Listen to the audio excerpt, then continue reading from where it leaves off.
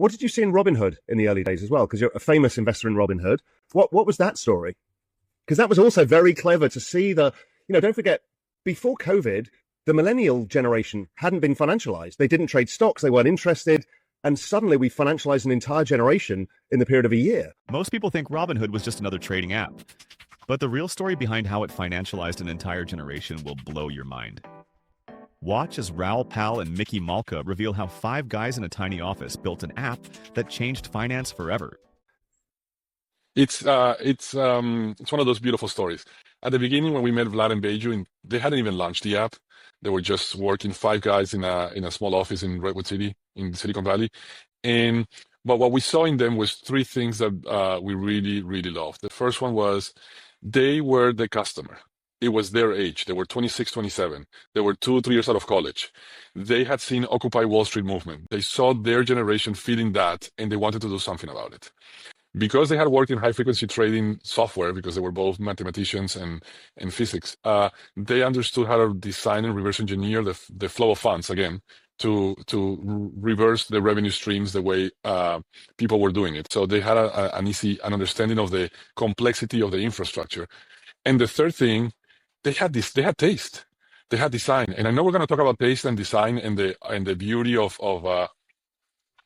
how difficult it is to design later. But they had it. They really care about every magic moment. And finding that at that age is very rare. So those were the 3 things that we saw. We had a bet. When we looked at them, they had a waiting list of 100,000 people, even before they launched the app, 6-7 months before. And I remember saying to them, you're not going to convert more than 2%. And they said, we're going to convert 60%. I'm like, I've never seen it. They were right. They converted 70% of their waiting list into customers when they released the app.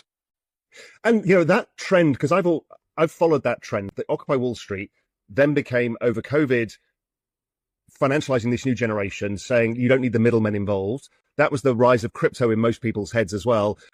But then the whole thing actually flips on its head, where they suddenly became the bad guys at the middle of all of this with the GameStop thing. It's been a fascinating story of where this is going, but that superpower of kind of decentralized ownership over what we do in our financial world is not going away. It's only accelerating. That's correct. Well, we're seeing it everywhere in the world. It's not just Robinhood or a company here or there. It is definitely, there's a whole generation of people that the way they think about their money, it's not like the generations before. They don't think it's like, the banks used to think that it's their money. This generation thinks it's their money, and that statement alone is very different.